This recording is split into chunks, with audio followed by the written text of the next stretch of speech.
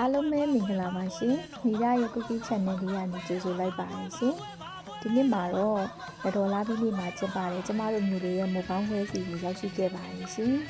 ကျမလည်းမနက်စောစောမိုးပေါင်းလေးဝယ်ပြီးတော့ဖျားဆုံးတော်ကတ်လိထားပါရရှင်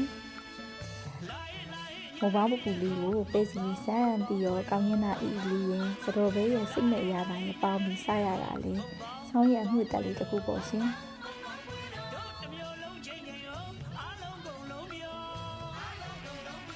ကျမငယ်ငယ်ရဆိုရင်ဖူဖူလိုက်ပို့ခဲ့တဲ့အမှတ်တရတွေကိုအမှတ်ရမိပါတယ်။ကလေးဘဝမှာမိုးပေါင်းစားချင်တာရောပွဲစည်းကိုရှောက်ချင်တာရောနဲ့ပြောစရာကောင်းခဲ့ဘူးလေပေါ့နော်။ဒါတွေကတော့လွမ်းစရာတစ်ခုပါပဲရှင်။ခါတိုင်းလိုမစီတော့ပေမဲ့လည်းဒလီတစ်ခုလိုမျိုးဖြစ်နေတဲ့အတွက်ကြောင့်မို့လို့မိုးပေါင်းတယ်လေးကြီးကတော့နည်းနည်းလေးပဲရှိရပေါ့နော်။